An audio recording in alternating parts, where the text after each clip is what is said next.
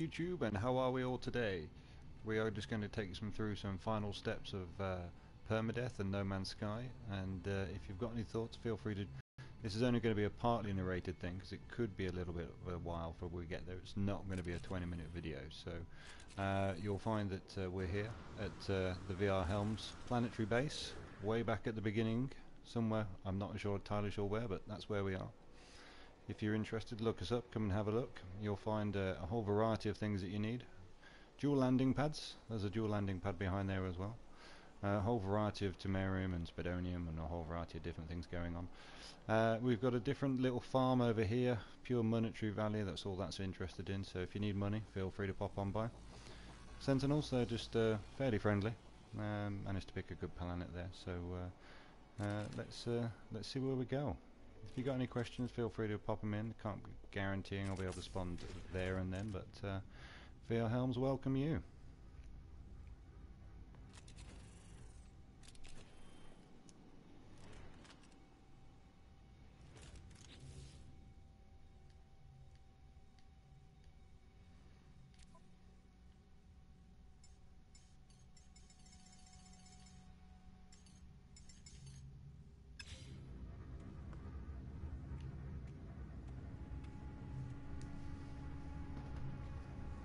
So we're just going to go through a few things, collect a few things, make sure we're all sorted for the journey. I'm going to show you what I've accumulated already. In effect, we're going to show you a ship full of thanium, full of plutonium. I'm not entirely sure if we've got enough zinc, but everything should be pretty much ready to go. Can't buy anymore, as you can see. Everything is literally chock-a-block. Don't need any thamium. And this is why.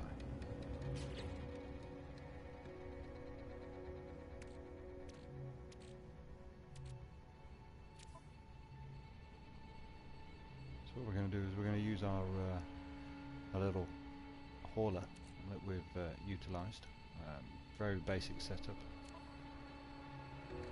Got everything I need. Nothing that I do need.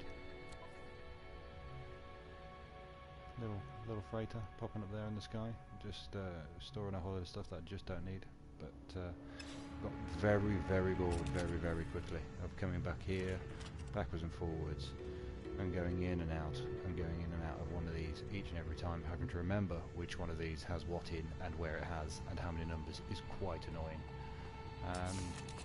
But I suppose that's the way they've designed it. So we're going to pop back, and I have no idea why I have this many. I think I went forwards and backwards many times, and I have no idea why these appear, but that's where I want to be. I hope.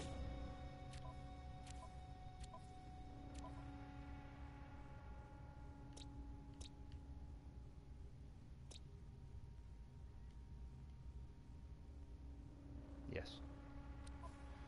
So that on Permadeath is just ridiculously annoying.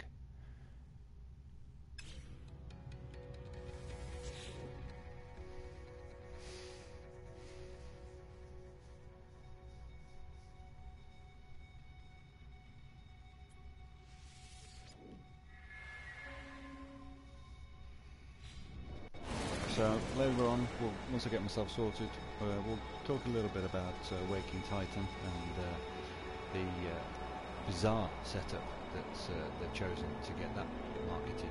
But we'll come to that in a bit, but never mind.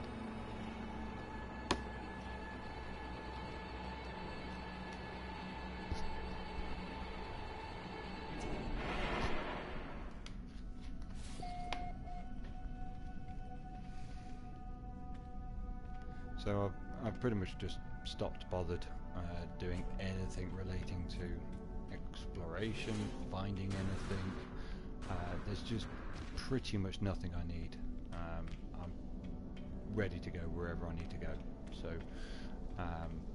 in a few minutes we'll show you the star system, where I am, how many more light years I've got to go, which in theory, if I've done my maths correctly, and started at Permadeath, already completed the standard mode of No Man's Sky when it first came out, did it within a month, took it back, quite bored of it because it really was quite boring after a while.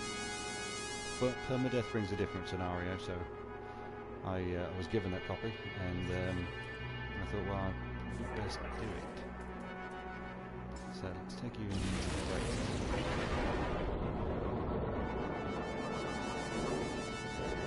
If I can ever get in this thing.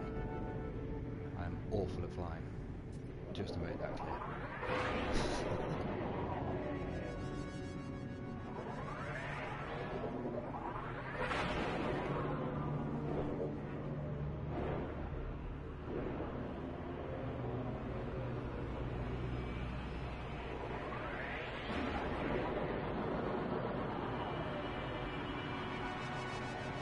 There we go, finally. I knew we'd get there in the end. Oh, I've got the middle slot, that's quite rare. I can say that's rare because I've done this so many times. After starting 100,000+ light years from the centre, and you actually only really move forwards 250 until you get the proper setup of the Theta. It's just ridiculous. So, quick ship run through. We've got the Interstellar Traveller, which is what I use for moving about systems, which was a recent purchase, if the truth be told, because then I figured out that it might be an idea to actually have something that's got a percentage value on the boost, which quite of a noob idea considering I've been playing it for a year and not realised that, but apparently that was a feature. This thing here, Fred the Black Hole Guru, is literally just a little black hole guru that just goes through and he just finds out wherever he goes. It's got nothing in there. There's about 8 slots available, so there's no point in me taking you through a run through on that one. But this is the new bad boy. This one is all set up ready to just fly forwards, and I wasn't bothered about slot size because, as I've just shown you, I've already got like a large slot on the other one. It makes no difference to me whatsoever. The freighter is just there so I can make nanites, pure nanites, just all that it is. I've actually got over 1,000, 1,100 or so.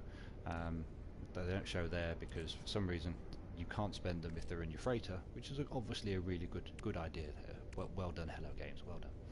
So that's just one of the things that could be altered in the new Waking Titan update, which I would expect is probably going to be a fairly straightforward thing. The little items here I'm going to need, so I'll need to pop upstairs and just go and collect those. It'd be nice if whilst in the freighter you could actually change your items from your freighter without having to go and see this little idiot at the top who just keeps talking. Just keeps on talking.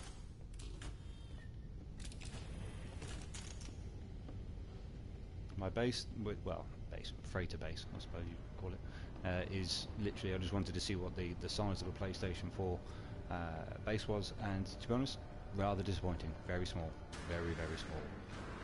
I just literally went iron boxes just to see what was in there. It's not even a third of what's actually buildable, which is slightly strange, but I suppose it's only a PS4. Can't really complain that much. So we're going to take these little things that we've already pre-prepared, a bit like Blue Peter.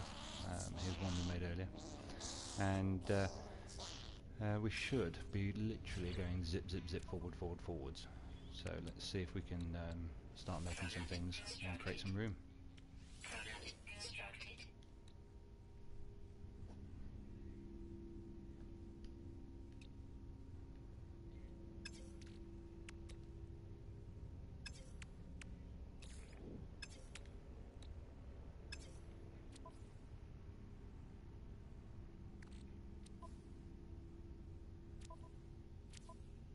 A little sneaky little thing I've found is that if you've got all the things in your freight and your ship that you need to build, you can actually build in your freighter compartments whilst stood here, and therefore you can trade things back and forwards quite quickly.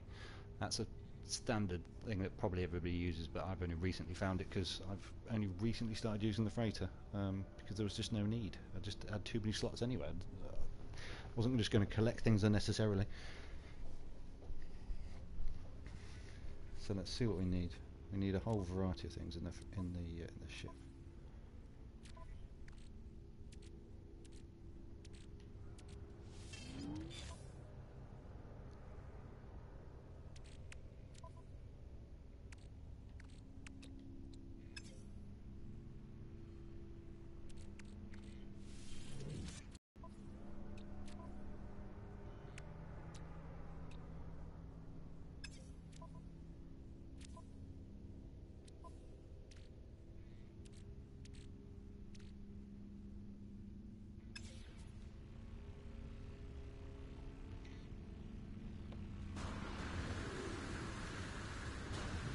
one of the difficulties of actually not having a unique freighter. Is you've got to go backwards and forwards.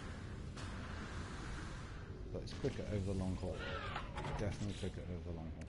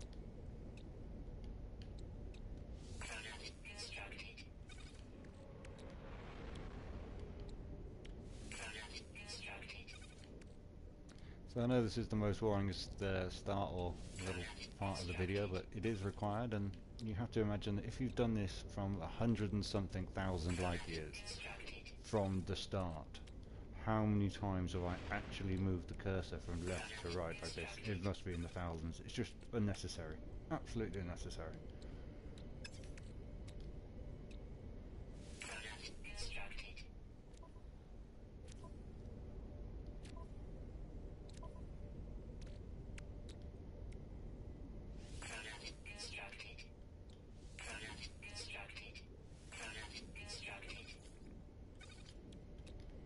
Although, I mean, playing it on permadeath though, I mean, if you were to consider it to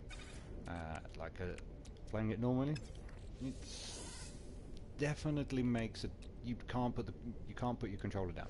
You just cannot take that. You can't take that risk. You can't go in the next room, make a cup of tea. You can't do anything like that. It's just permanent concentration. Otherwise, you end up like one of my friends did last night. Thought he went upstairs and he'd left the controller open and came back and his permadeath is wiped. Well, that's going to happen. That is going to happen. It's just not fun, but I guess that's what Hello Games thought would be fun. It's up to you whether you think it is.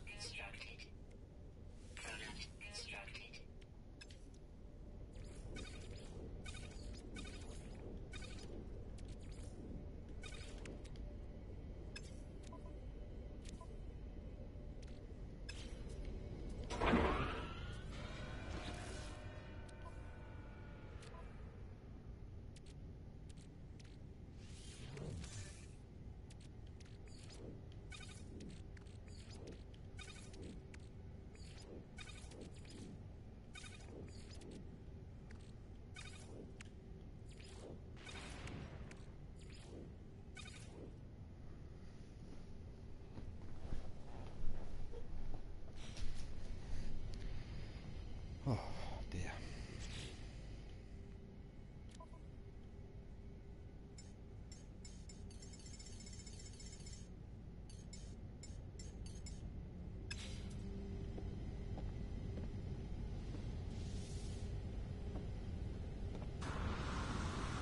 The problem with having so much inventory items is though, you just have to constantly monitor it.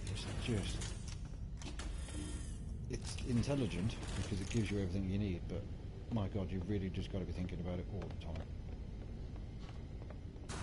And if you then consider that they're going to bring in more items and different combinations with Waking Titan, because you're going to have certain things with portals if that comes in, if they work. I'm sure they will. It's just can't see how much more one person has to want to carry. It just seems an awful lot to me. Maybe I'm wrong. Maybe it's the right amount for people to carry. It just seems like an awful lot to me.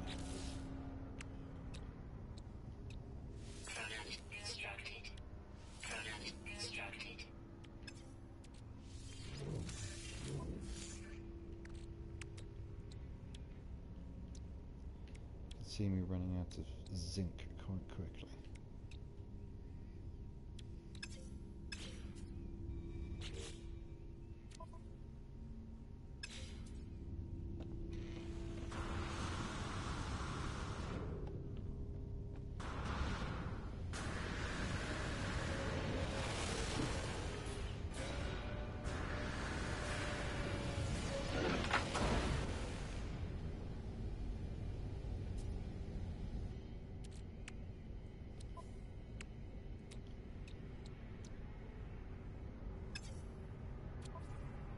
God damn it.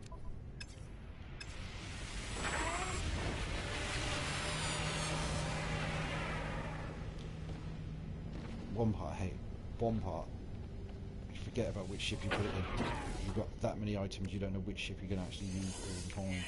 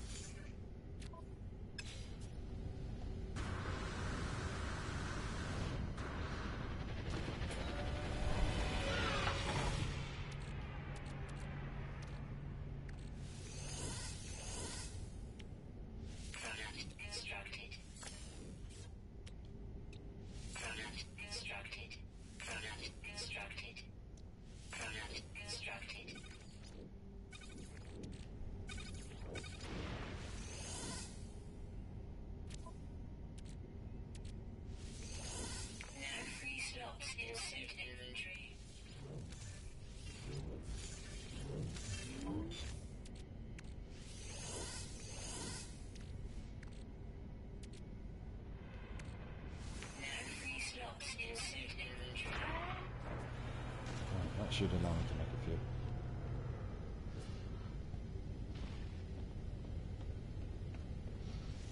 few. I'm still yet to get all the upgrades, which is really quite annoying, but they all seem to sell the same things time and time after time after time.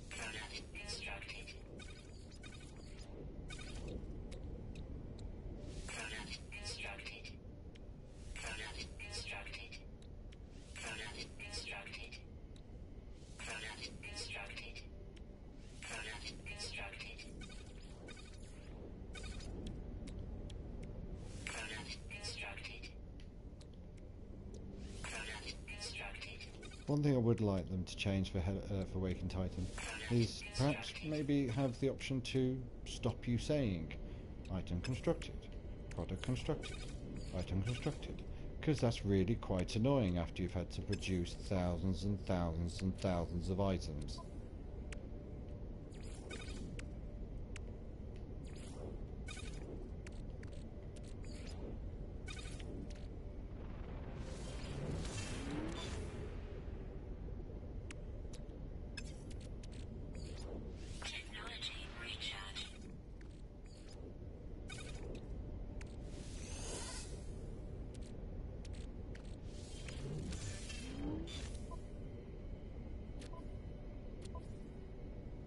Are we saying that's it? Is that all the carbon that I have has produced 15?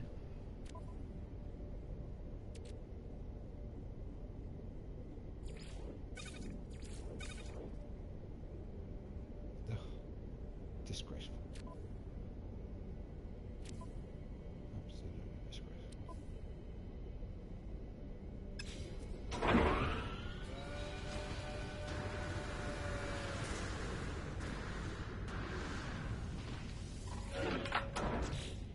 I haven't renamed this one yet. If you want to participate in the renaming process, feel free to put your suggestions in the comment box. The person that actually puts one in will likely win. It has to be clean, obviously. Can't be putting in random things.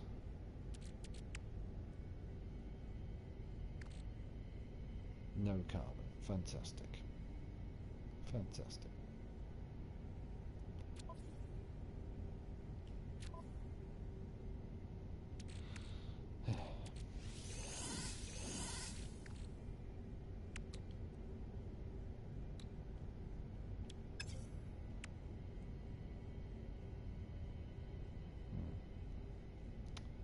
Which is quicker?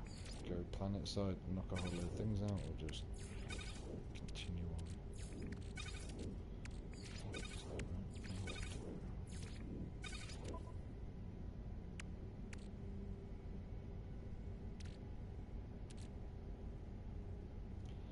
So that will produce me another 10 in effect. So that's got 10 there, nothing there. Everything else on the ship.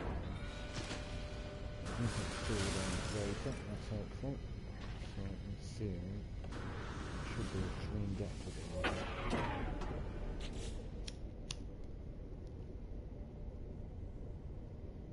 Titanium, that was 8 here.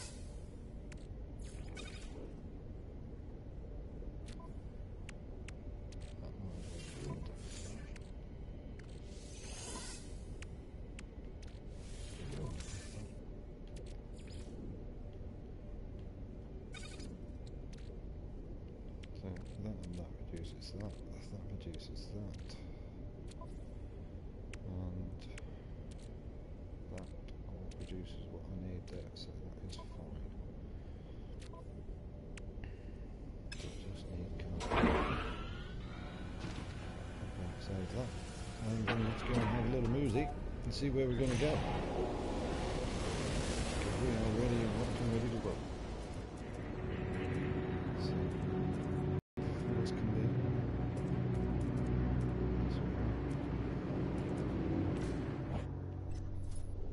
So I've travelled all the way from wherever you start to this point so far.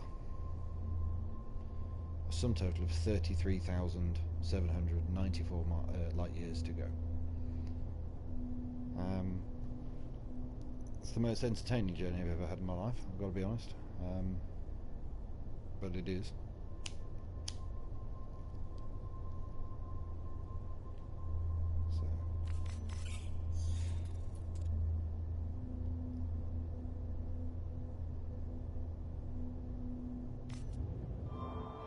I can go about 2,000 light years at any one time, so ever since I've managed to get the 10 planets scanned, it's remarkably quick.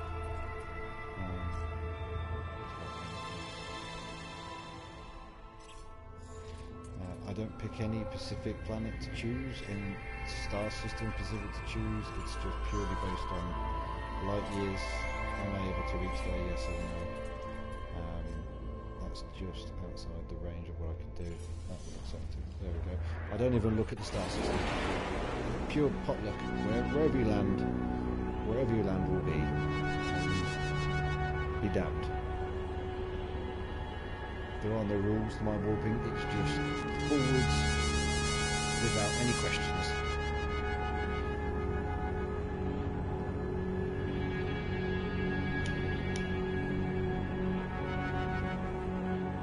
So I suppose while we're going to be doing this, oh look, and there's Polo with his little.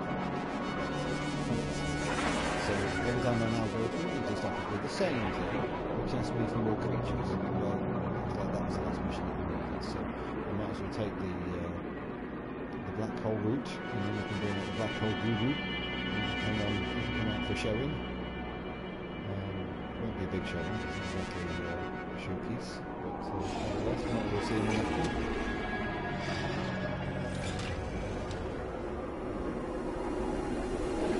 I suppose it would be a good point actually to bring up Waking Titan, as I'm about to show you one of the things that I think people, or at least I've always wanted since the day this game was released, way back when, that when you come up here, first of all, what's down there? Okay, that tells me there is something behind there that is not just related to this room. And when you go through here, these two doors here have always interested me because they have got to be a different level access of some different variety that is either going to be a portal entry, and that's going to be where you're going to collect, and you'll probably be able to utilize the power of this as a different way of transporting backwards and forwards to your base, i.e. your level 4 pass will get you through that door. The reason why I think it will be that door is because A, it's higher than that door, and B, that tends to be in line with that. So, as far as I'm concerned, that's my theory on what those two doors are, and what they've always been, a DLC. Pure and simple, a DLC. So, just on the off chance that he wants to give me something new that I haven't yet been told or been given, and he's going to give me a theta, no doubt, as always.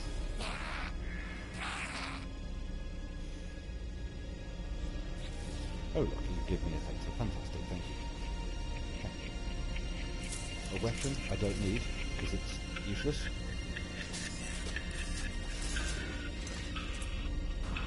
And then we'll just mosey on through, and then we'll show you my little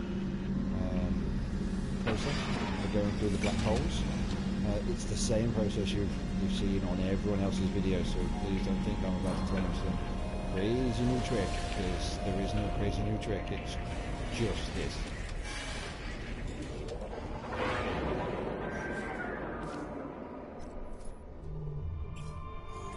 Now, there is a way that you can do this if you are so inclined, which obviously I didn't go and have a chat with him because I was busy chatting with you.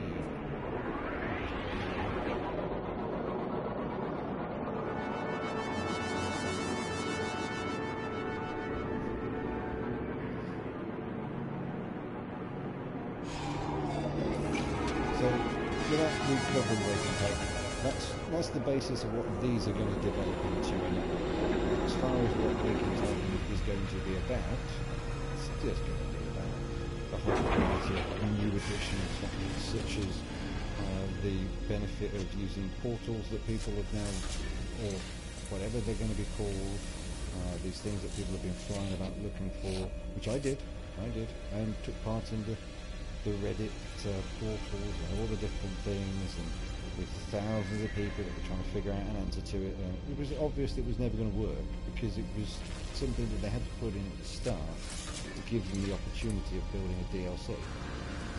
Now, whether or not that's a fourth race, some people say it is, fine, if it is, that's whatever it is, but it's just going to be an extension of what you've already got. It's not going to be something new, it's going to be pretty much the same as what you've always had. Fly around, shoot some things, get attacked by sentinels, collect some goods, return, collect some more goods, go fly about a bit more, collect some plutonium, because you'll always need plutonium, and that's pretty much it. the tasks will be maybe different. It would be nice if you could go backwards and forwards, because in my normal mode, which I haven't touched for over 12 months now, that is in the Hilbert Galaxy, in the next step over. So no doubt when it comes out in August or whenever it does come out, then that'll be something different. But is it going to bring a new dynamic? I'm not sure if it's going to bring a new dynamic. I think it's more likely to bring an extension of what you already know, because there's not that many people that are going to be playing this game purely based on that. You've already made a decision on buying this game and enjoying it, or you haven't. If you haven't, then I want to know why you're still sat on the fence. So this is what I usually do for my my little star system. Black hole trick. Way of making sure you don't get any damage to any ships of importance.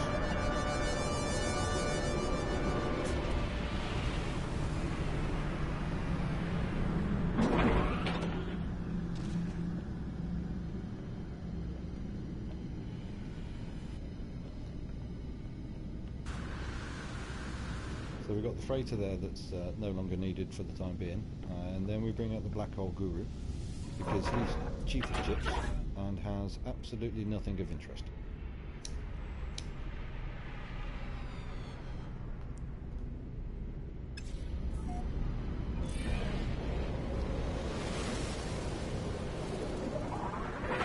So the benefit of Permadeath is that you can't do the standard trick of reloading your original book one save to allow you to go and do the black hole warp in, warp out, check what you want, is it where I need, etc, etc.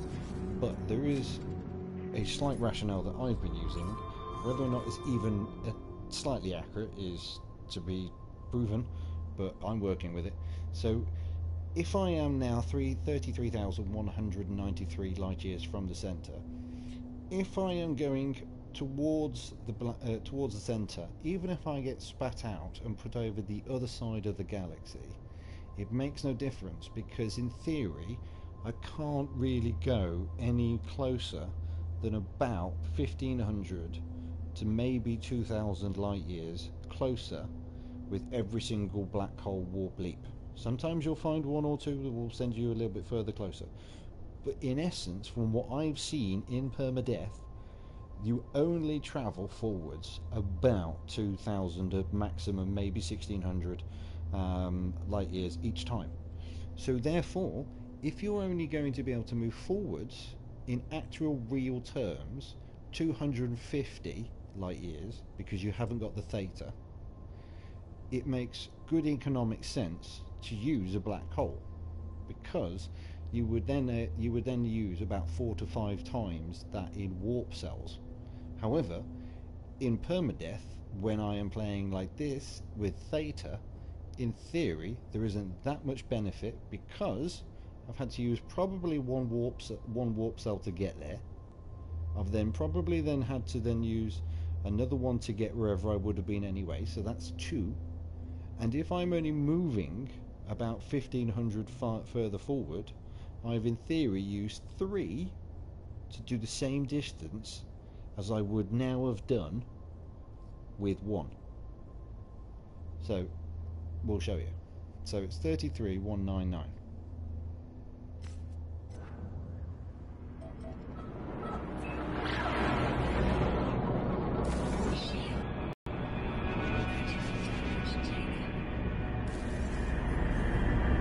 We should probably get that first.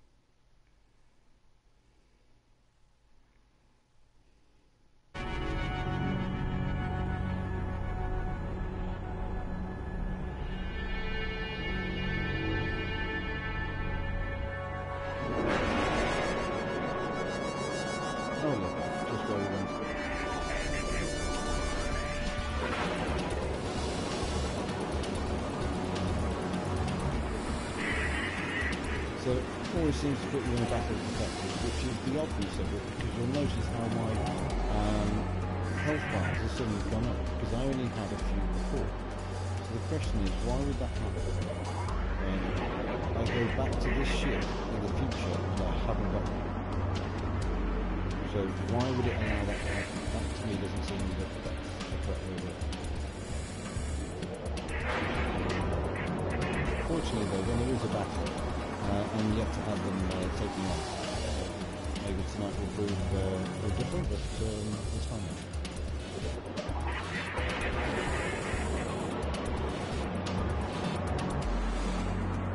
There we go. Usually when they start moving closer forward, you can then bring the ship up.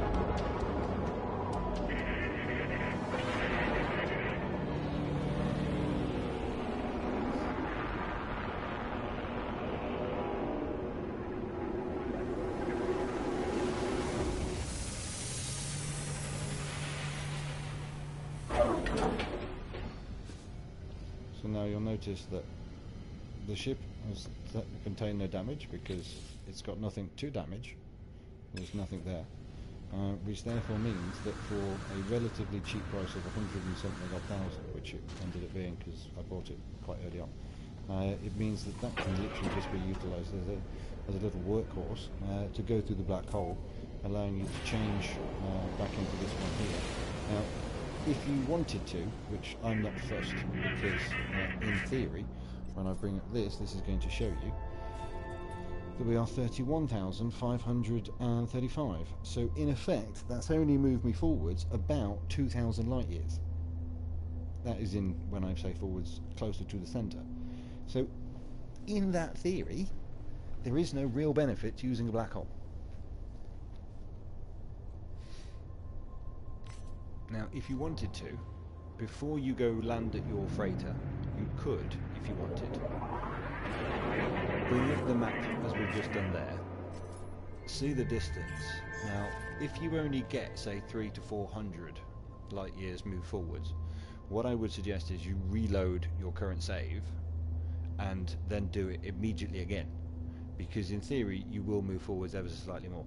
Because I have noticed that sometimes you'll get really high numbers and really, really low numbers, but in general you're pretty much going to end up on about 1400, 1600, somewhere around about there. So now we're back in the other ship, we can just continue on, as they say.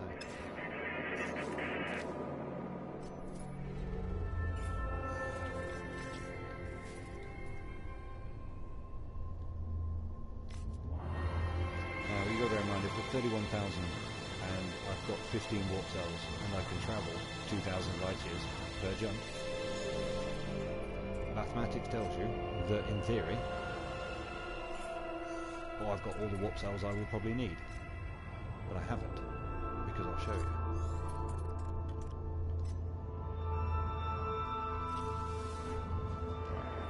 So in effect this is 2,000 light years ahead, because we know we're too far at 2,300, we know we're just a little bit further back, so we know that's about 2,200, so we're moving forwards at 2,200 light years. But are we? That's the question, because on a normal TAO warp drive, do not move forwards the full distance that you're shaping forwards.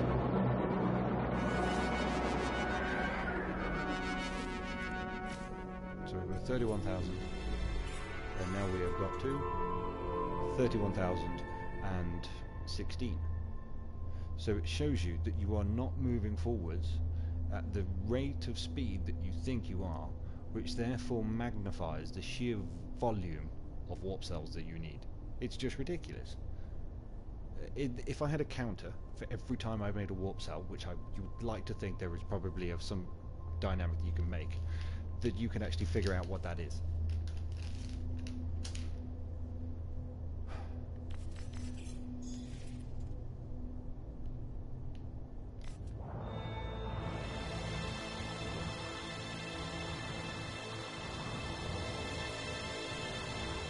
So on the basis that we've got 2,000 to move forwards, obviously I've just cleared the red button.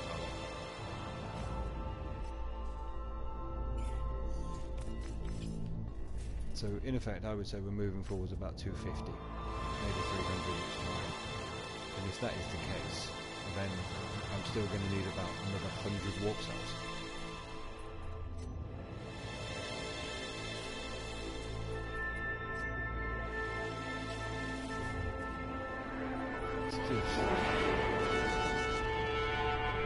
It's like the never-ending story from the 80s or 90s, whatever it came out. It just keeps on going.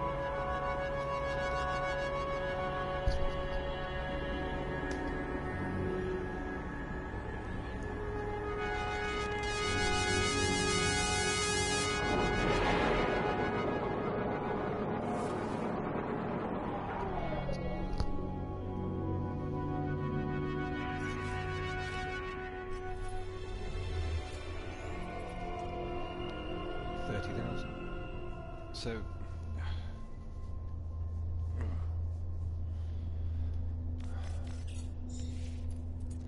it'd be nice in the Waking Titan update if they had some sort of counter to say what your average movement speed is, because it would be nice to know, because I'm not hoping an Excel data sheet just to find that out. It's just excessive.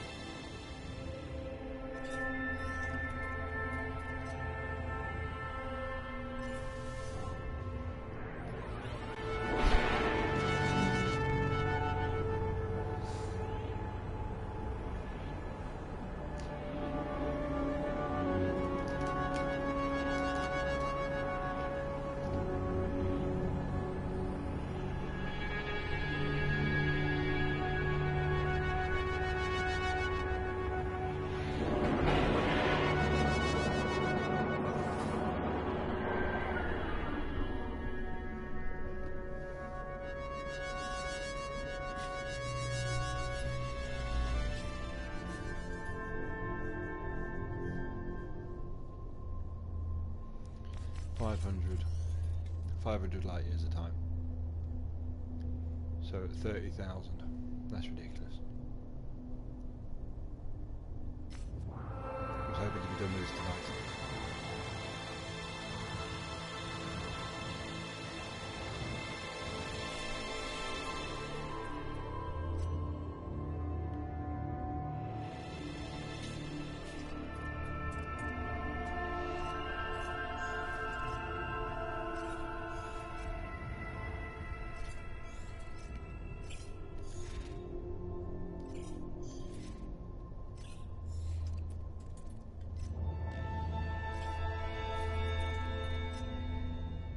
So I've got that bloody fuel.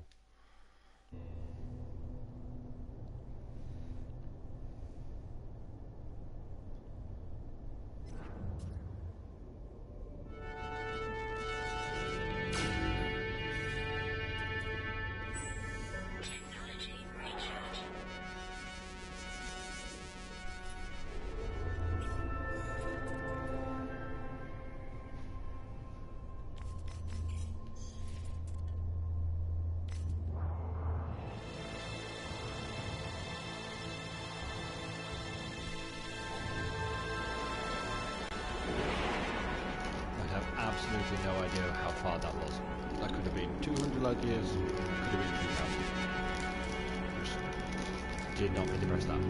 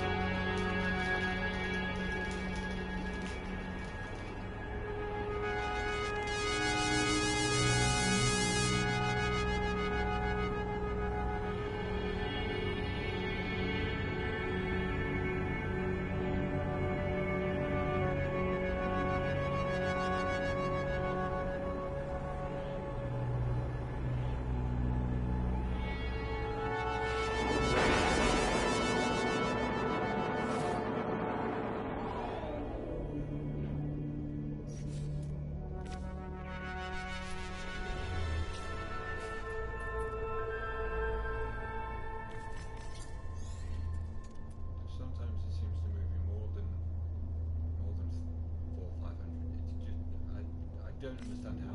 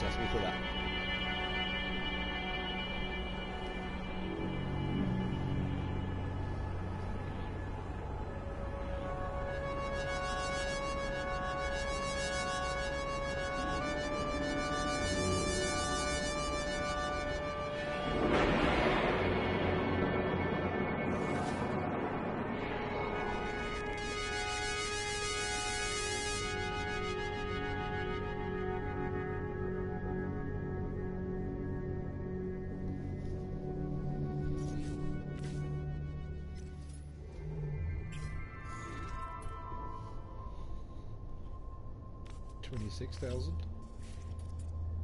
Seems to be going. Slowly but surely. Only 5 walks left on this sector. At least I've got plenty more space.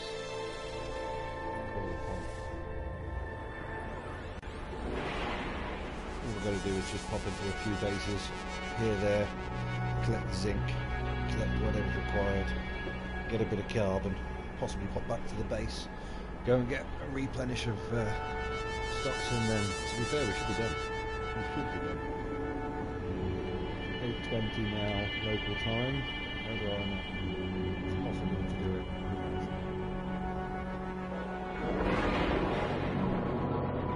I bet less than an hour. This could be done.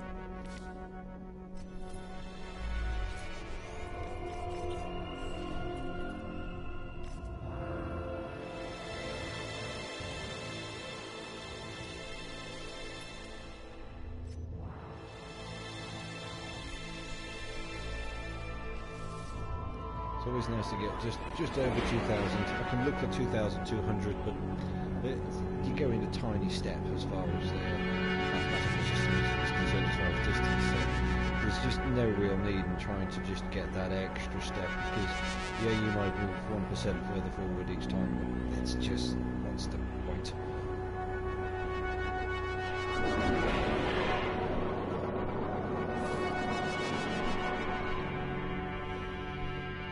Recently bought a little starter package for Star Citizen. I don't want to be sacrilegious and talk cross purposes about different games, but that one's a bit of an odd one, because it sounds as if it's just about to get close to the line as far as the mass media, the mass public are really going to get hold of something that they can really put a stamp on and say, is this worth what we've all invested?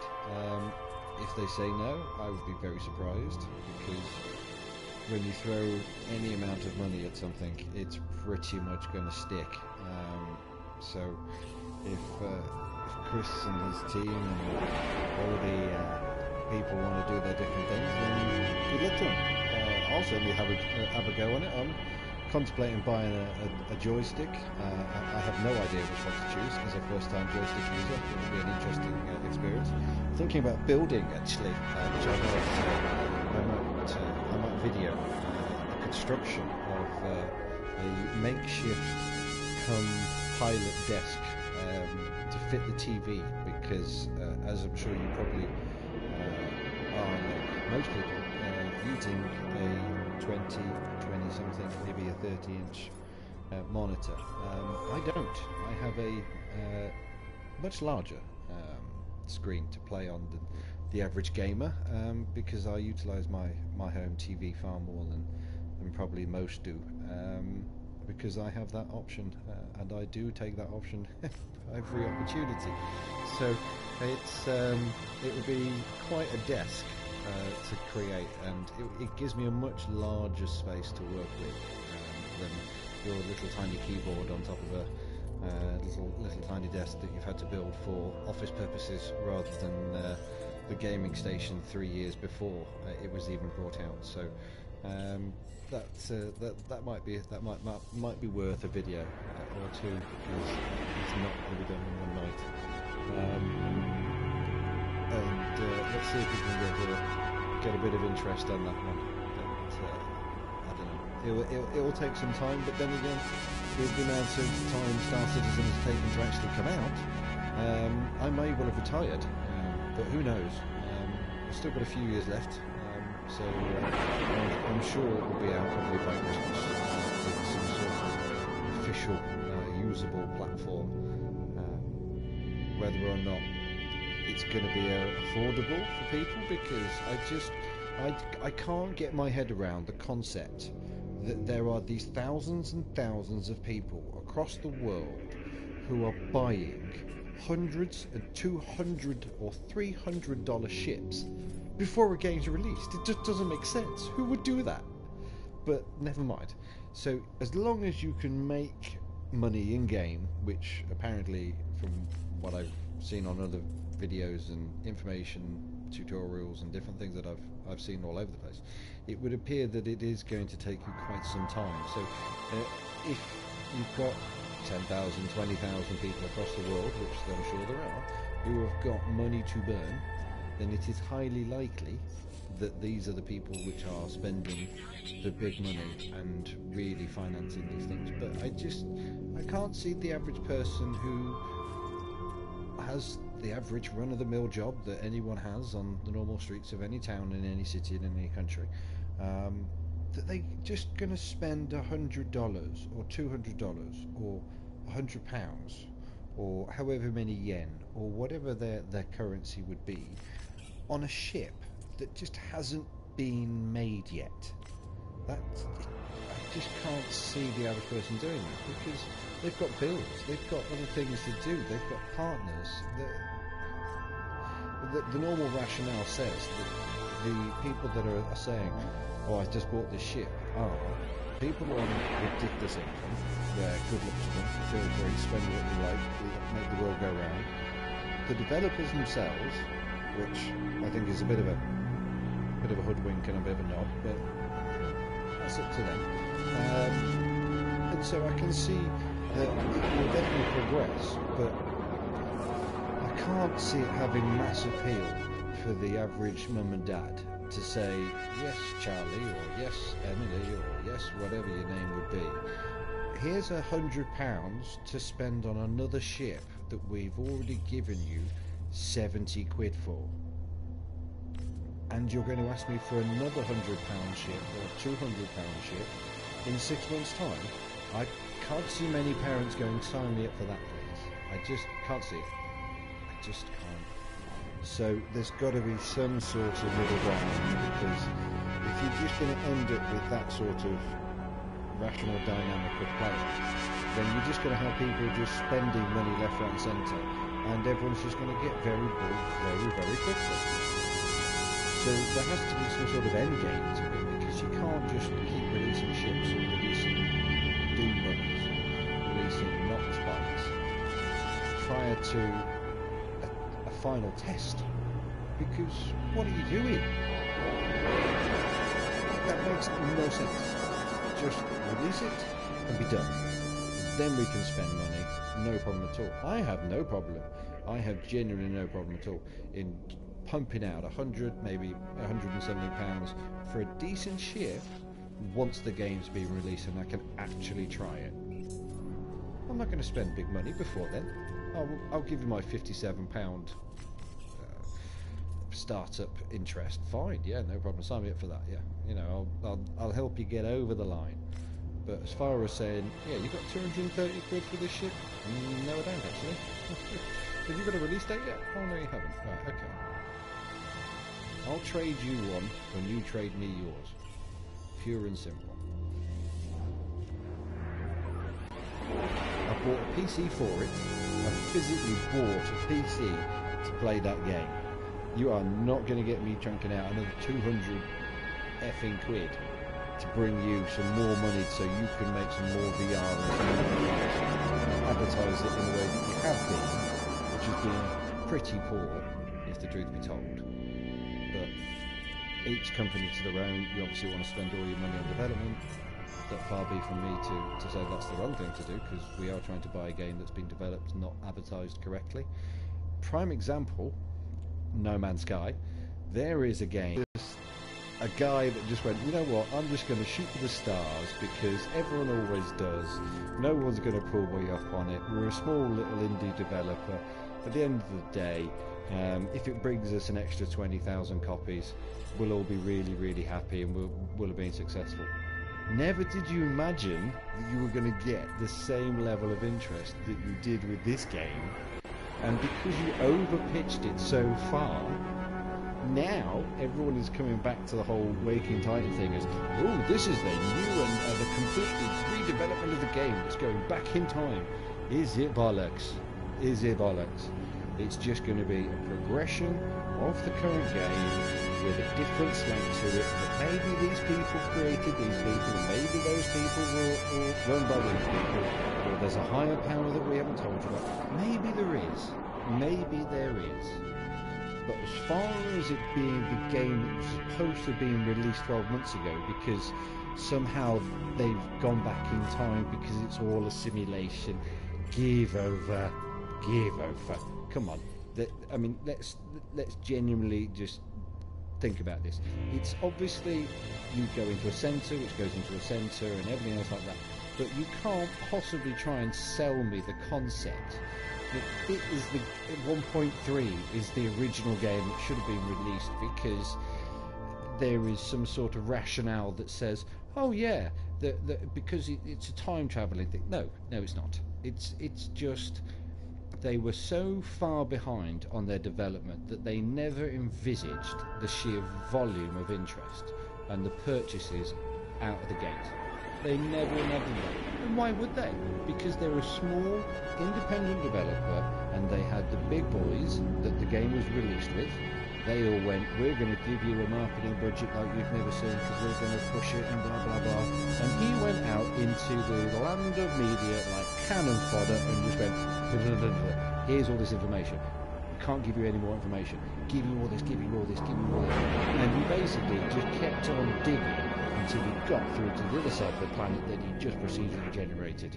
And the problem with that theory is if you let someone go off on such a tangent as far as advertising a game that has got no basis in concept upon release, you will end up, like he was, vilified. The company was being screamed, and all these people were on, ranting and raving on forums and all these different things.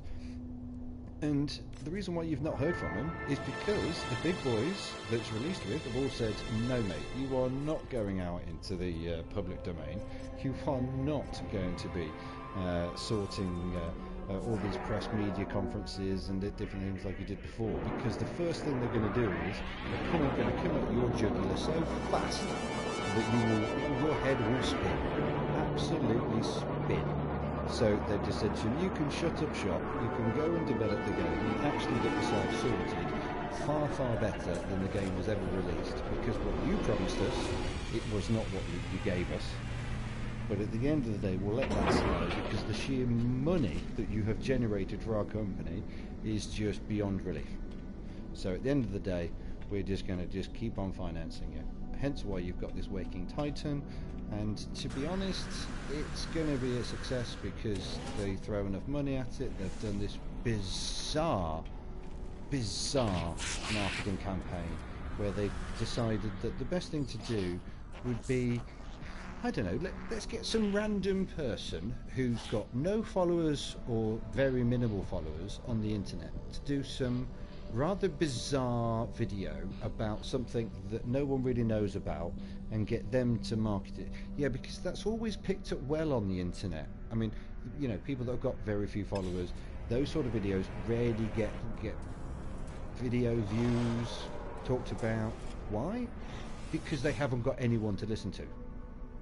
So the basis that she is just some background person that just happens to have listened to some random radio stations and all these different things is a load of baloney. Absolute baloney. So, I mean, if you're going to go down that route, at least come with a basic story that makes sense and is actually rational and sensible.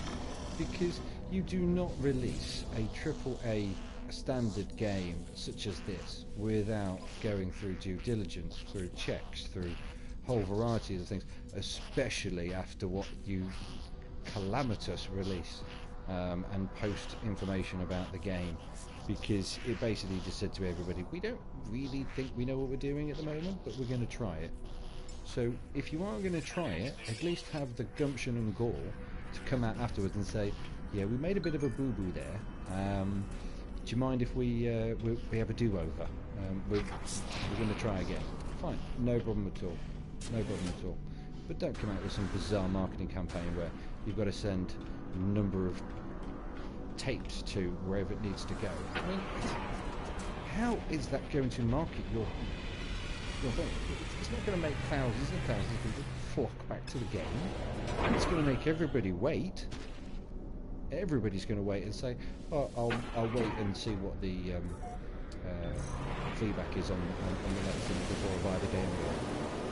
you're not going to suddenly find 1 million people just walk into the shop and say, I need No Man's Sky, give me No Man's Sky because of this Waking Titan update. Give over.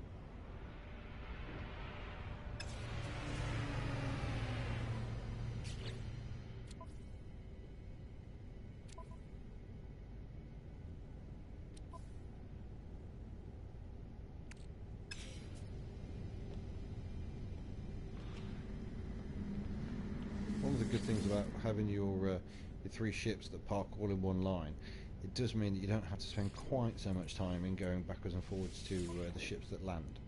And I don't know if it works specifically, but as far as I understand it, the benefit of having them land behind each other is they will offer different things.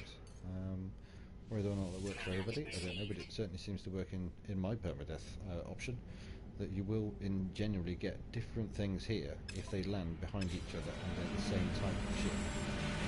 For example, like that one, there is a similar different type of that one, but you will find them identical and they will land behind each other, or side by side usually. And when they do that, they will offer different things.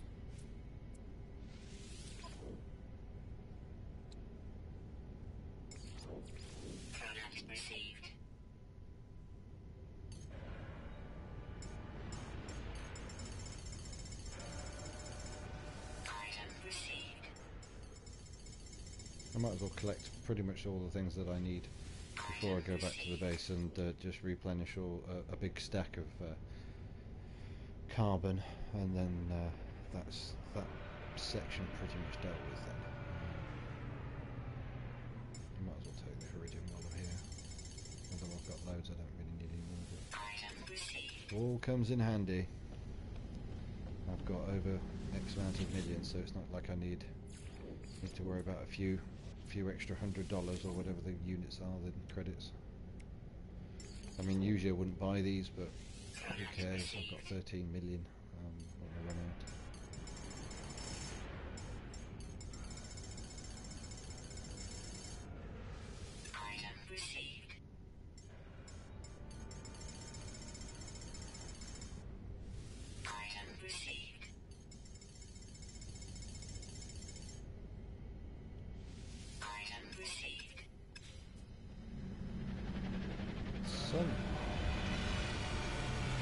Now he was the same one as before. Now in theory he should have replenished his stock because he has to park in the same bay.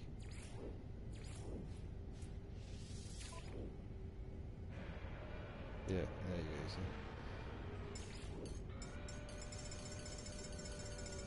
go. See? If it's the same ship and then parks in a different bay, he won't have a restock. It'll be the same number that you had when he left, i.e. you bought him out of all your stock.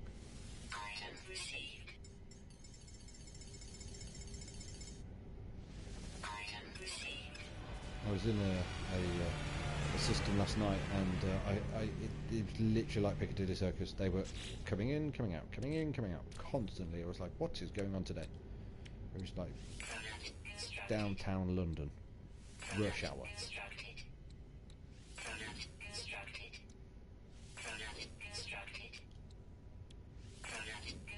This was the ship that I was originally using to warp with, which I had everything set up as far as the tower is concerned. The only problem that I was finding is that, of course, it meant that it was only going 750 light years each jump, which, as I'm sure you can appreciate, is a little bit slow.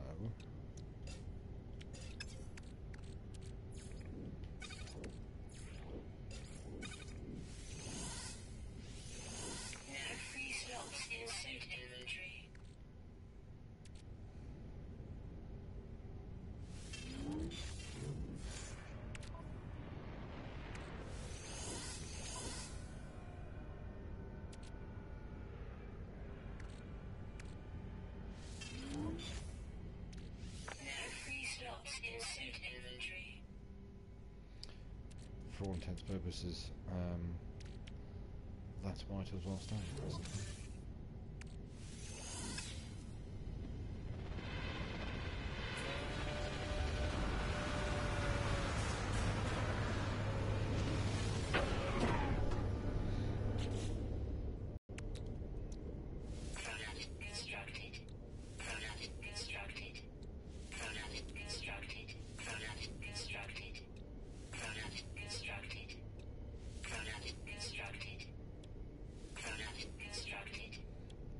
That was probably the last of my plutonium, which is rather annoying.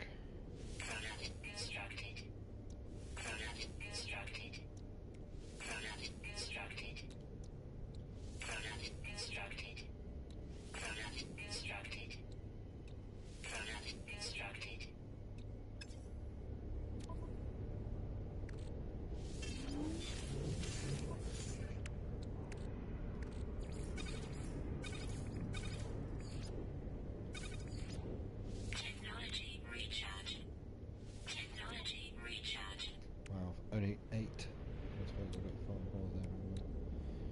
Again, plutonium. God damn it.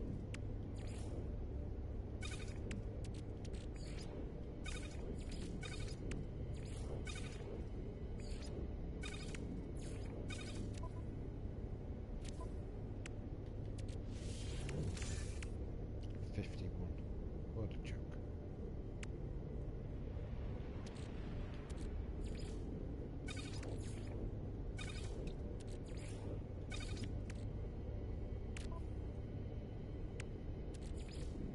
Just soul destroyer. You spend hours collecting stuff and it boils down to 8.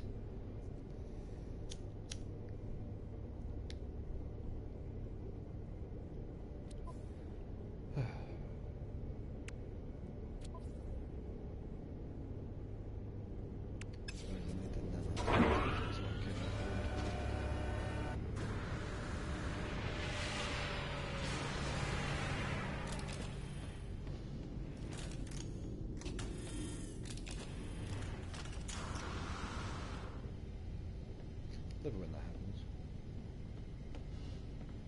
You walk at the wrong side of the stairs.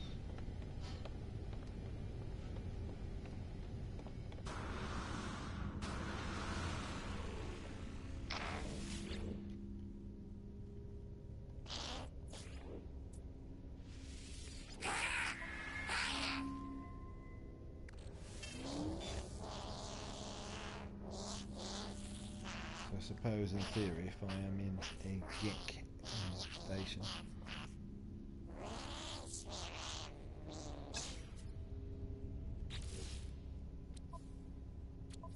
would make sense to get rid of them anyway.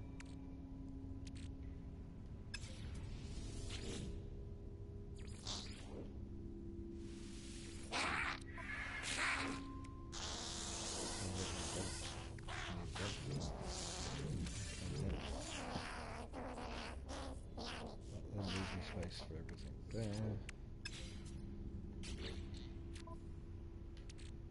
Bit of OCD, put that in the right place.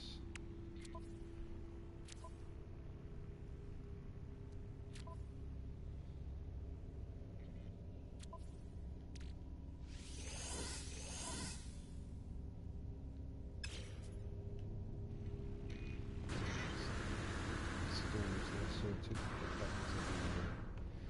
little space station thingy. And we can probably make a move, I think.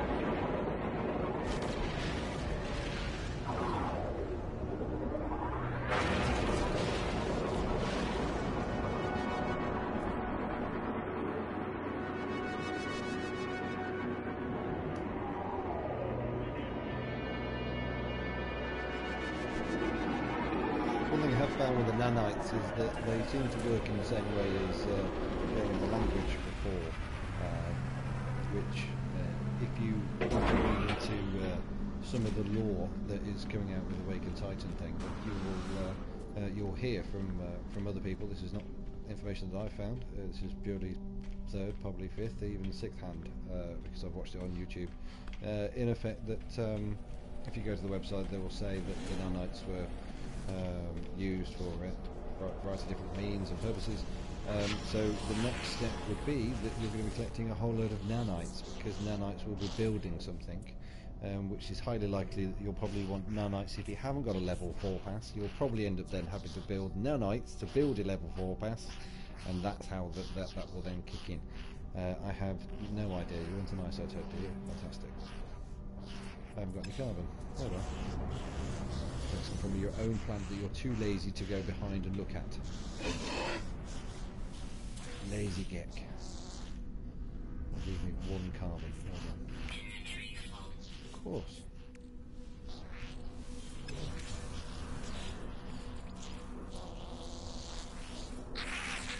There we go. Anything new? No. Nothing.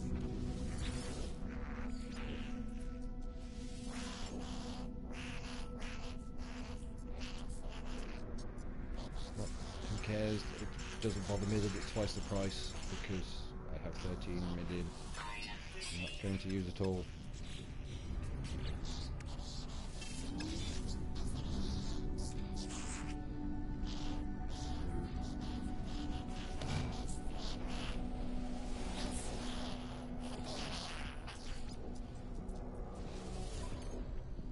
I've noticed that they just keep repeating the same things until you buy them. Right, yes, because I was supposed to do that first, wasn't I? Idiot. I turned into a geck, I turned into an idiot. Well done. So I figured that there's no point in just giving the charms away, because I can buy the geck things from my base at 4 a go, so I don't need distress signals. So at this point I know you should get charms to then move it on one. I know this is basic simple stuff. I'm sure you've seen and utilised this theory before. But really what I want is the nanites, so I can buy even more things that I should have been given way earlier in the game.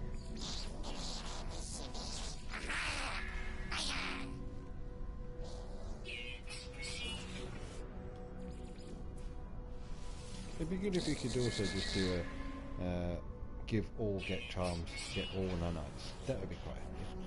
You can probably do that on PC, but playing this on PlayStation 4, obviously. So.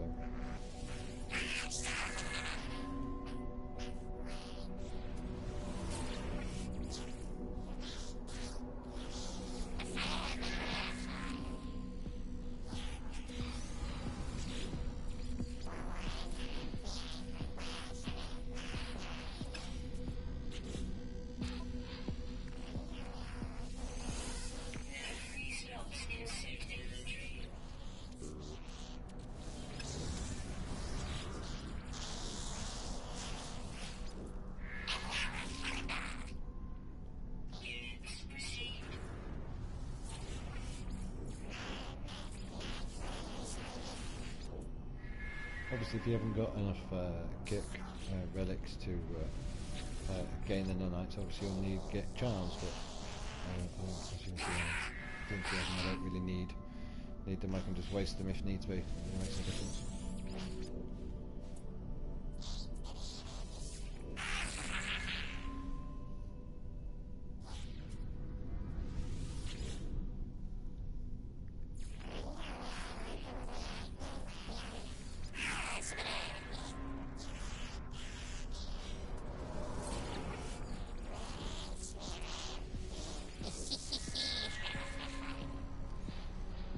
wonder if they actually ever run out of nanites.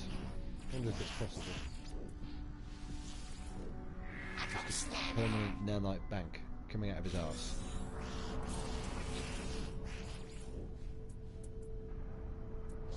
Although I'll have to get Java ready. Nope. Oh yes, no free slots, of course.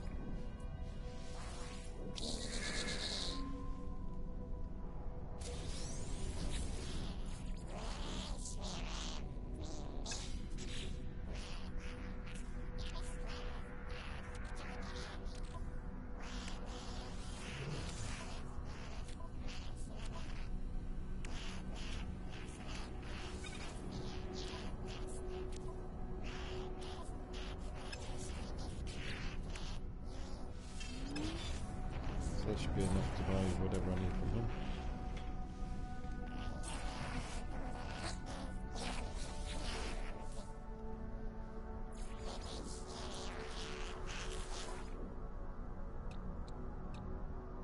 Are you serious?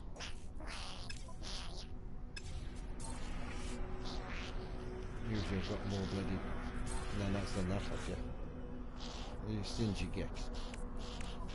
Stingy gek.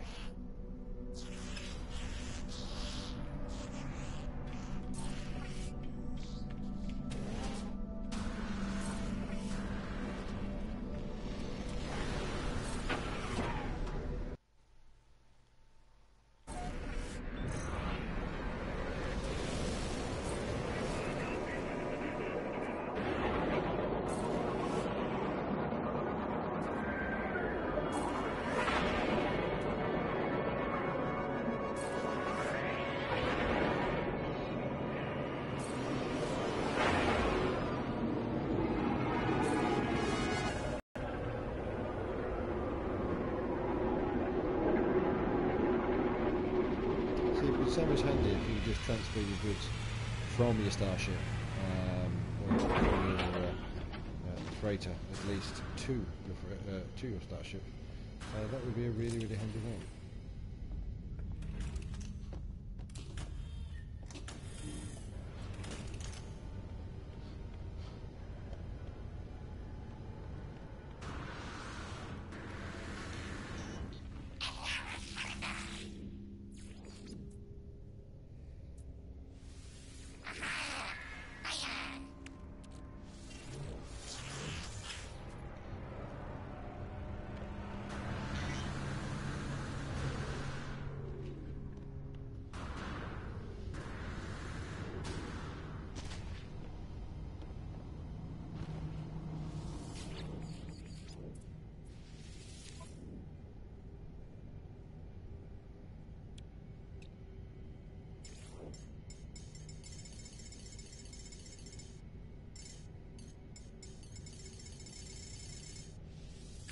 Received.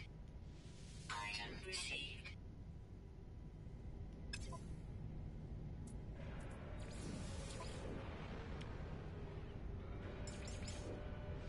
Product received.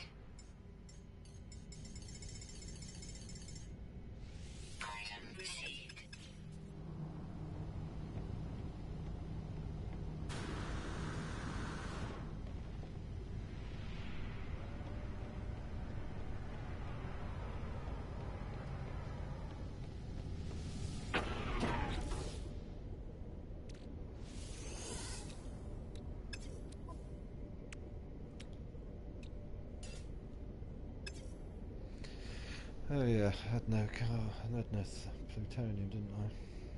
Yeah.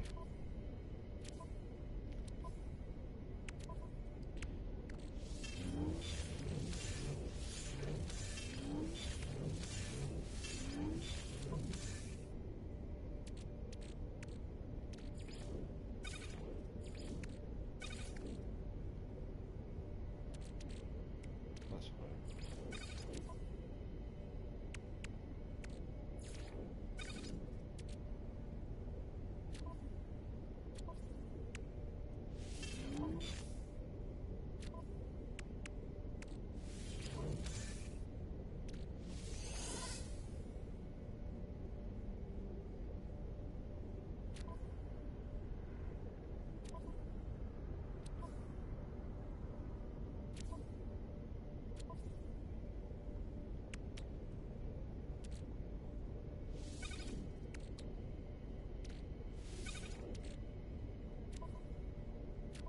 There's no point in having them though, just a waste.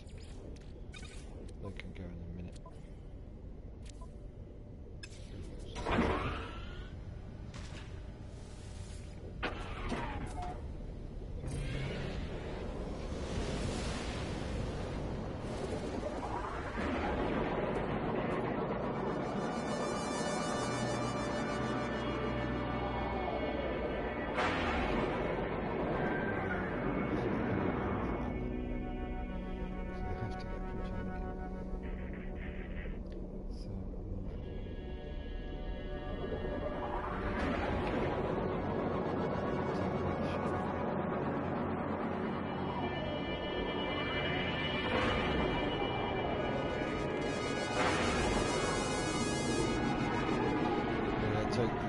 Take the hauler, and then we can, if needs be, go back to the scene and plan it again.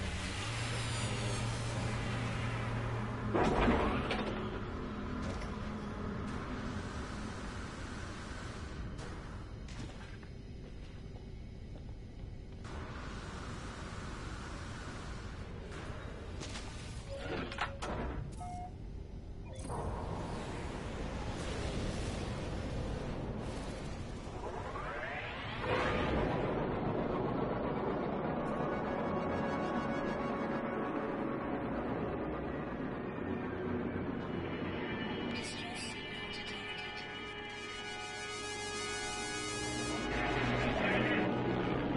Hostile ships approaching.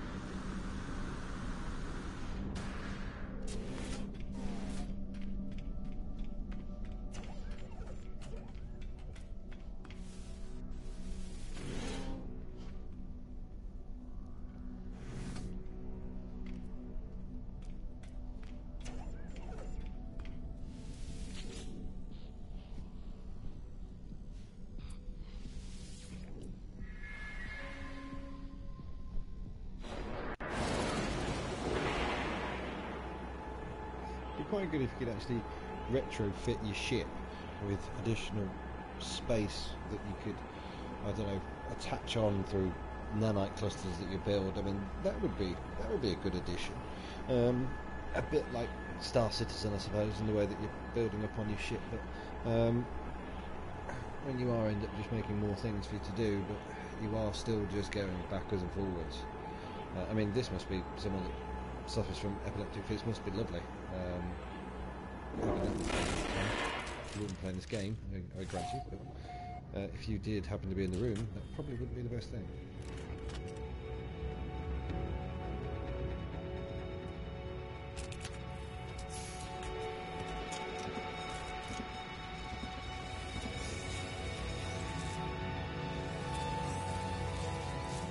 Might as well just stock up on the carbon. Always needed.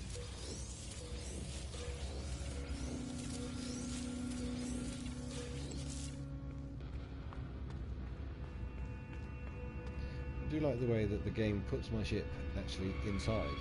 So if I wanted to, I can actually get in my ship from inside my own building. That's a sneaky little design glitch that they've not quite thought of. If that wasn't built there, by the way, and I have it built over there, it does the same thing over there. It's not like it's because I've just happened to build it where it lands. Not at all. Not at all.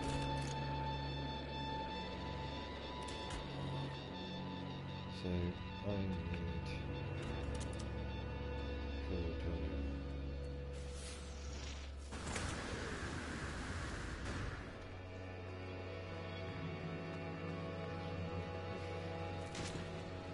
Is it going to be quicker to be able to live upon it? Just to do this.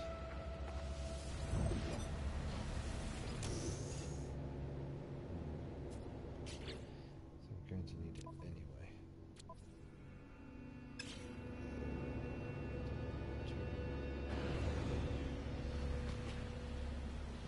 With any plutonium.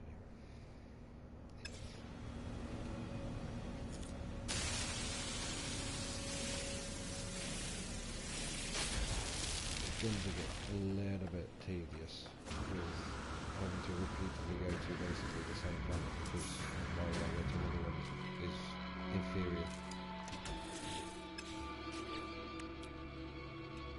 Planet constructed.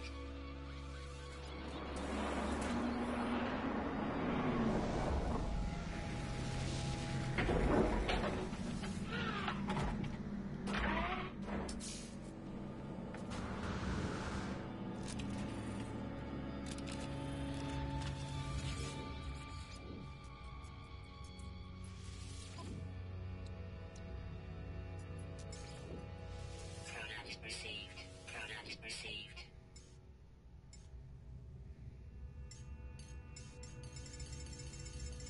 Item received. Item received.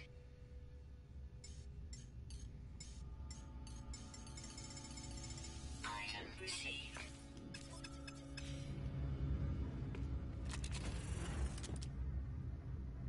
I just did this last night, got stuck in the door. I mean, that is one hell of a glitch, that is. I mean, how do I get stuck in a door like that? That's actually quite impressive. Just ended up stuck like this until the door decided to open and let me out. I never thought it would get stuck again, but twice in 2 days. The door's got to come out. The problem is that because I am in the door, I can't delete the door to remove it. Play inside object. Play inside object.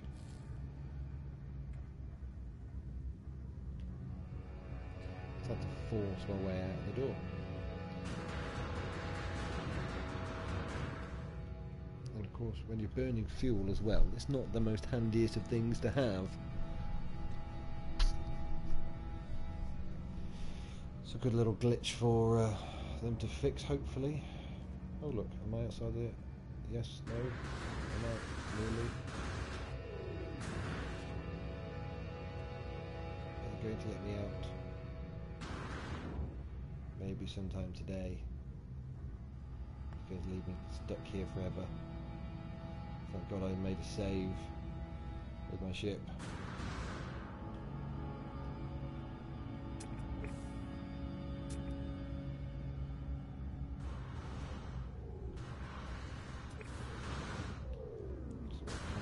Buttons I can press today that will make me exit. Somehow I got stuck in between two doors. In fact, I'm not even stuck between the two doors, I'm stuck between the panelling between the two doors. How is that even physically possible? Whoa, looking out, what's going on? Really? Really? Even last night it didn't take this long.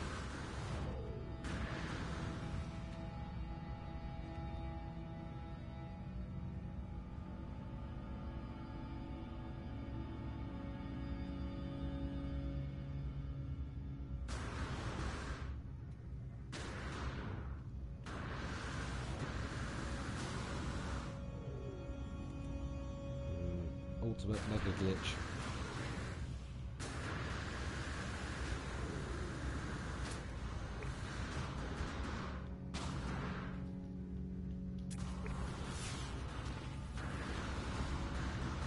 What is going on? Seriously.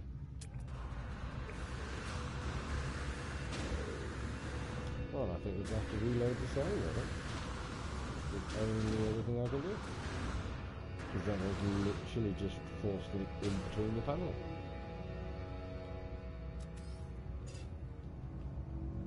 Oh shit, they're inside the object.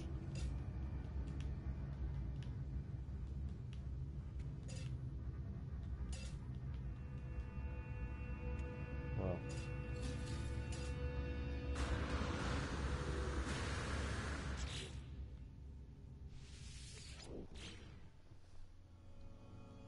How annoying. Never mind. Maybe they'll fix that. Hello, games.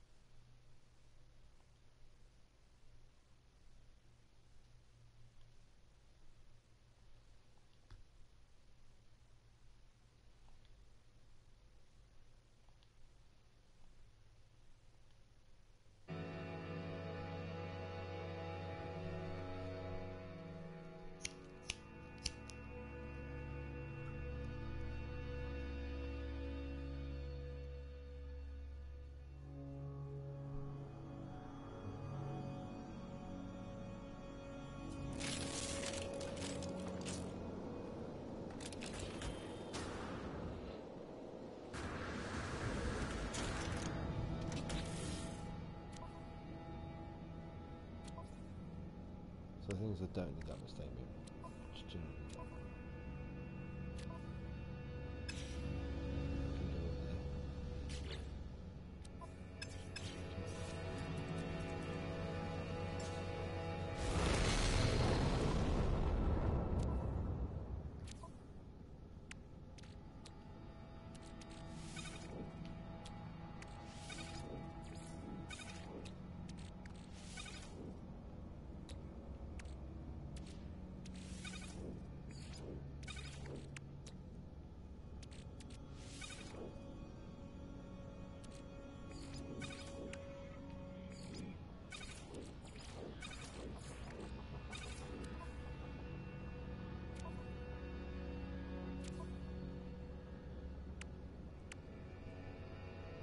Just don't need that. Just need this.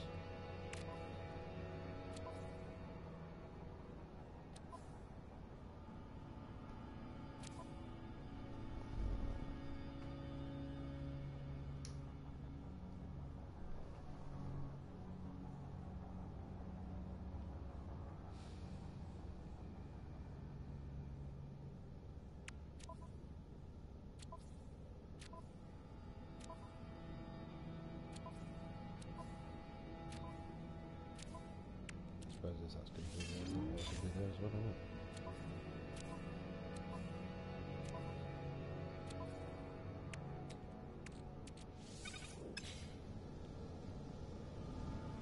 Suppose while we're in the base, we should really check that our external carrier has got in its reservoir. I can't remember what I'm doing.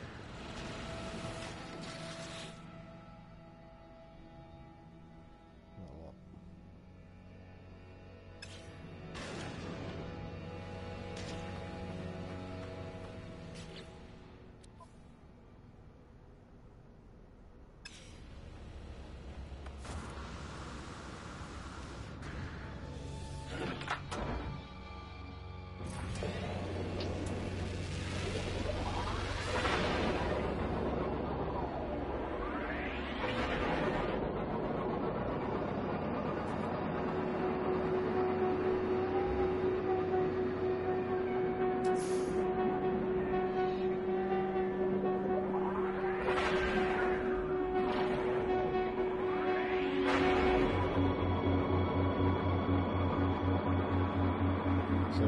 is my little Thamium and Plutonium bank. That is a planet that is behind mine, which is quite handy that it's here, to be honest, because makes it to save it for time.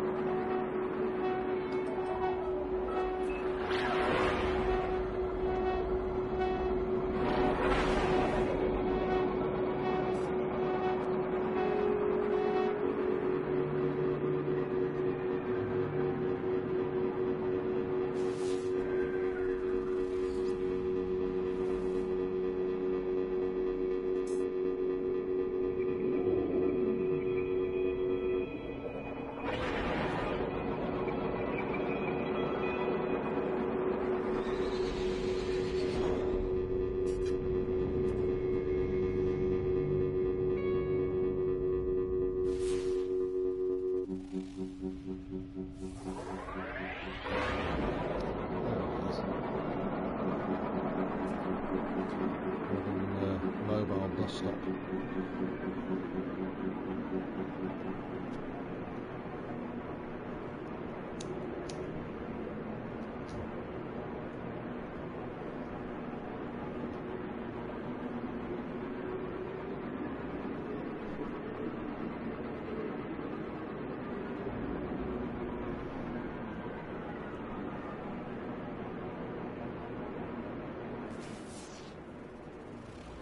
Completely barren, utterly barren, which is quite helpful.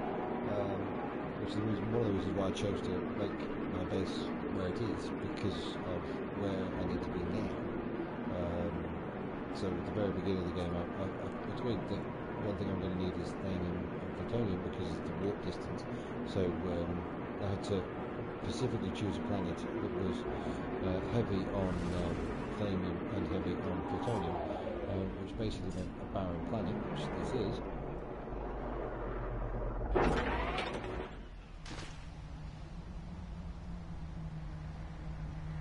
And of course I'm not going to tell you because I've already been here.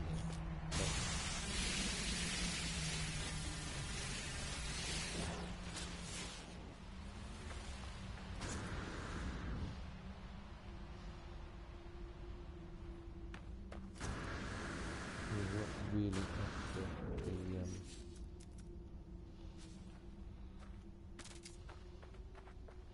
Thamium at the moment, so I've got thousands of it.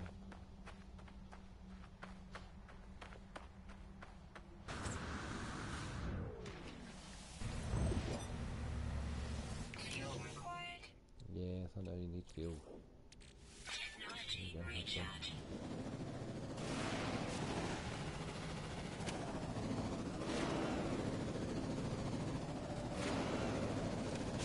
Just easier to just, I know it's it's just easy just to work miles away and work at house.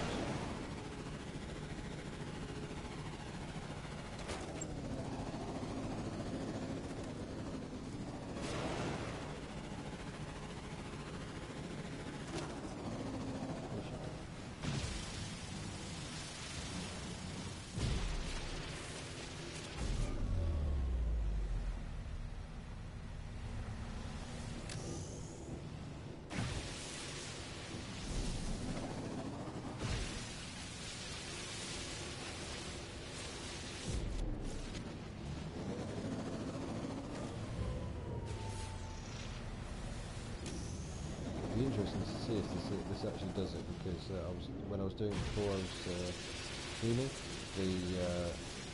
it flew me out as like an ejector seat does, and it'd be interesting to see if it does it whilst I'm showing you on here, because it can be very handy and it can also be extremely dangerous. Because if you're on a planet that is poor, let's say, and you need to be somewhere that is safe, if you get out of this and hold the wrong combination of buttons down, you will fly across the map so far until you hit something that actually physically stops you. So, because no immediate danger, if I get the opportunity, I will try and show you. Good to see the PlayStation is rendering the multi images quick enough, so therefore I can get there fast enough to actually see it before it's gone. A la just like that.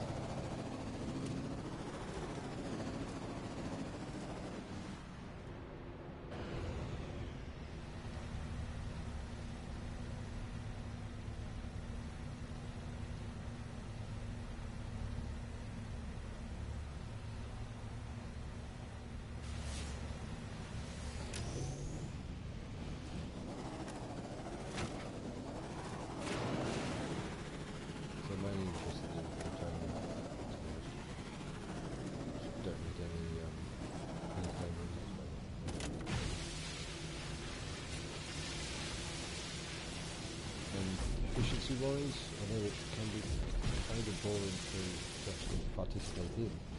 The benefit of doing it with planets such as this means that you are likely to get no interruptions from or sentinel friends, as they say. Now, I've just gone past through a massive area that it's quite clearly just not generated. Just poor.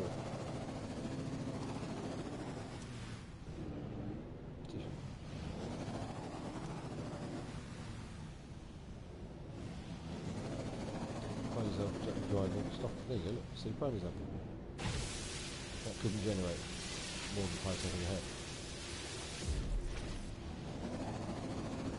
It's designed for the PS4 Pro, isn't really there. It's just making it a little bit slower, a little bit more disappointing for the standard player, so it's forced into making the decision of, oh, I now need to spend another £150 on a PS4 Pro. Yeah, because that's what you need to do it. All designed to make you spend more and make you spend more.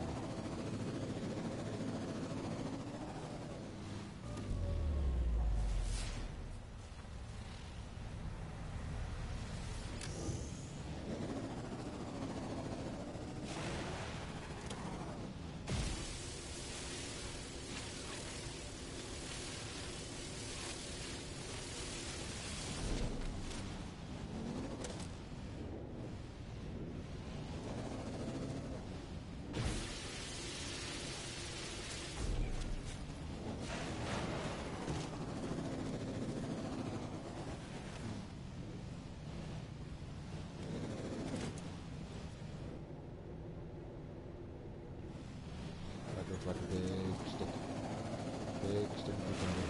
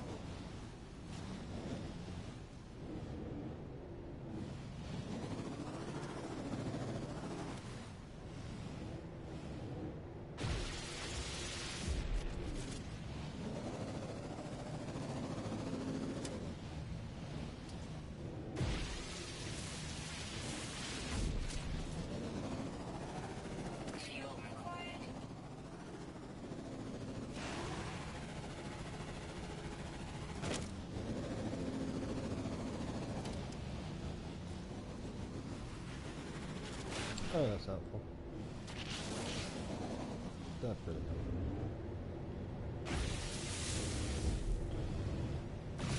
Oh yeah, so is that functionality. That's great functionality there.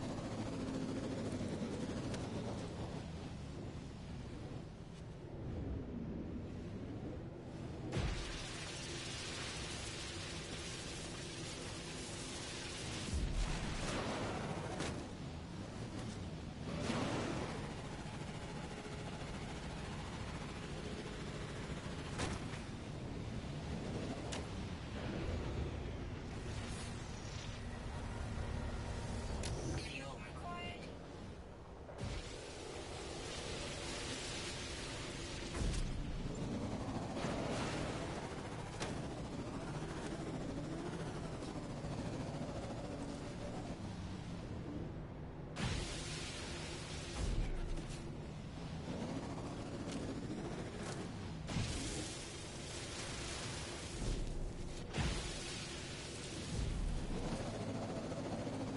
Fuel required.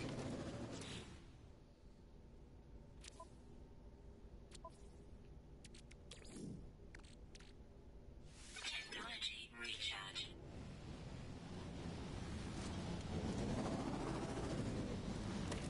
There's a big stick of it.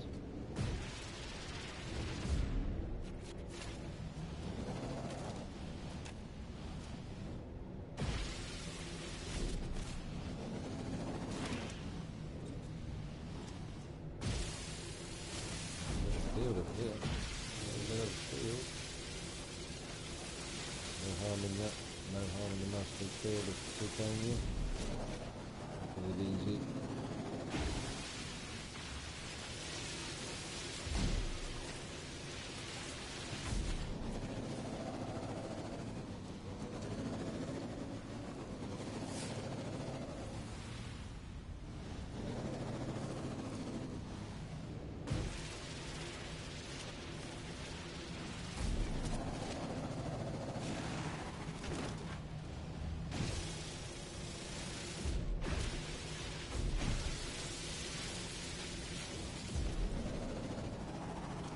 Fuel required.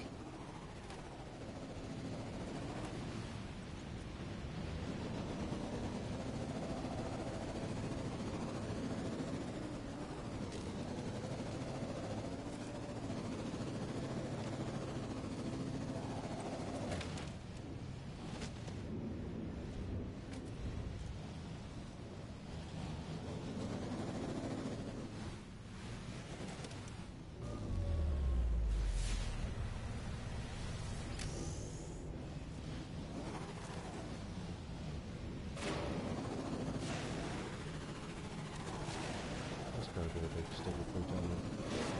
Didn't see anything that far away. Fuel required. Yes, it is.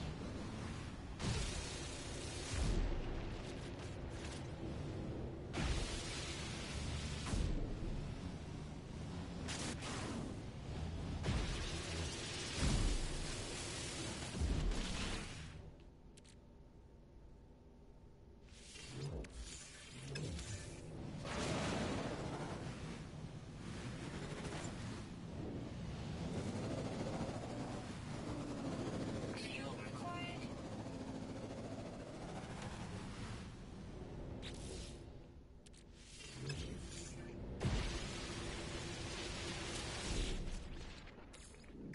Technology recharge.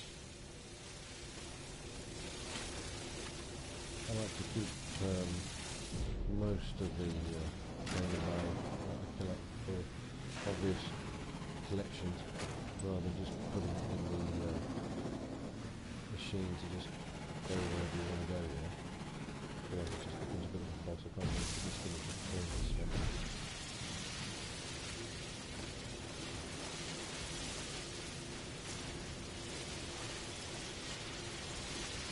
Permadeath is a bit of a bad boy as far as doing these sticks of things, but mostly the best mining tool that I've got is some of the on the slowest moving vehicles, which is really helpful.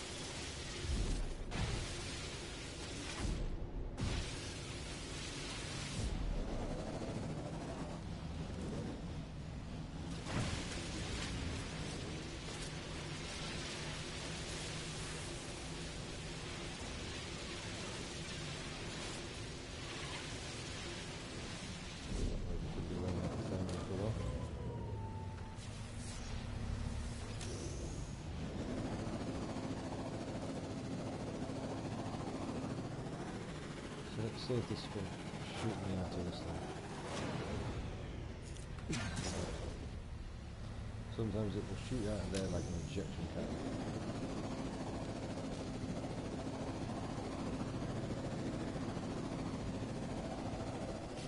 So how much have I got? How much have I collected? 10, 12.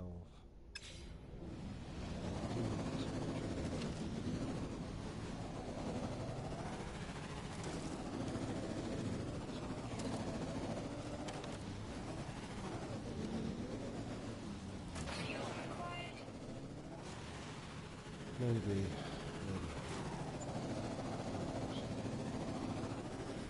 It'd be nice if it would generate quick enough.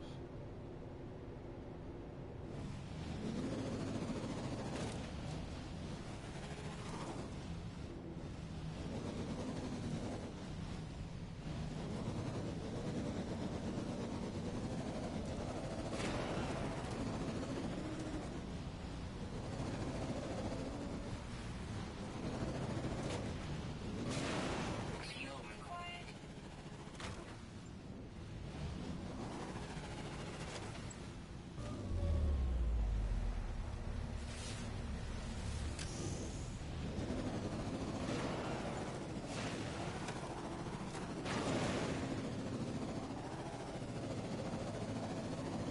Fuel required.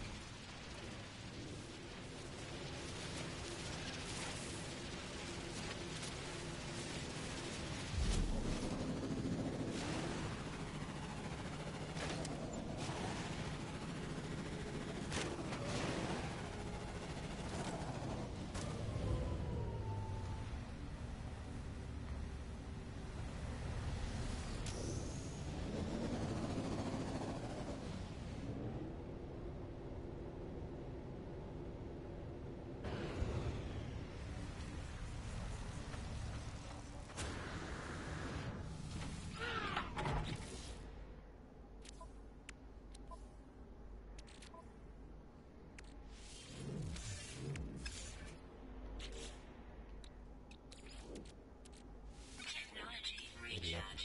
Ooh, I hate that. Absolutely hate it. I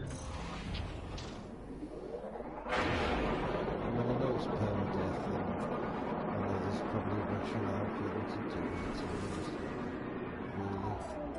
Hostile scan really need that. Just see if we need to see what's there.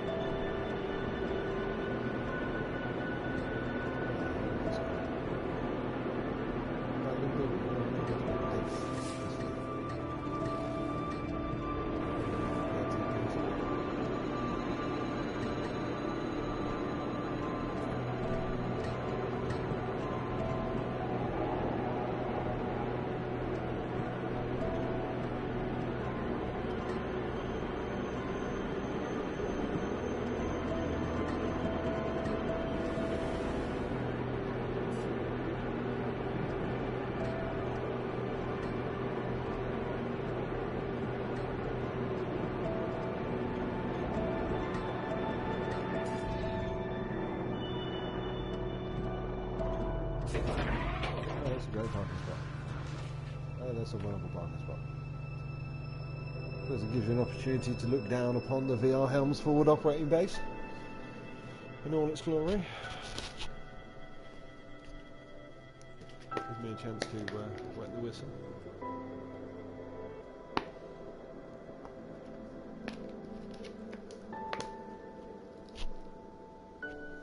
No, not 32.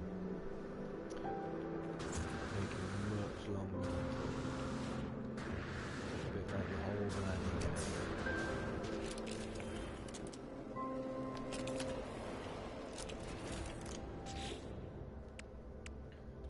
Suppose we'll see what we can do.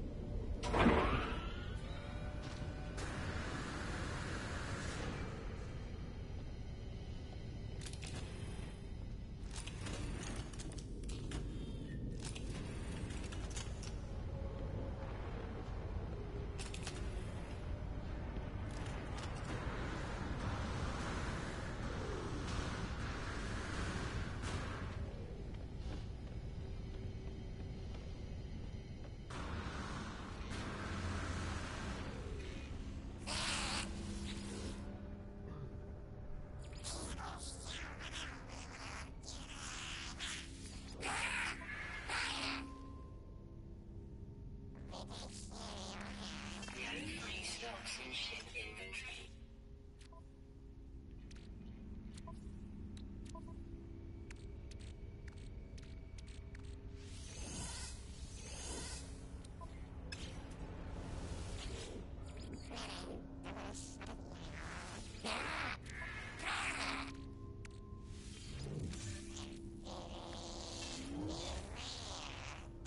No free slots in ship inventory.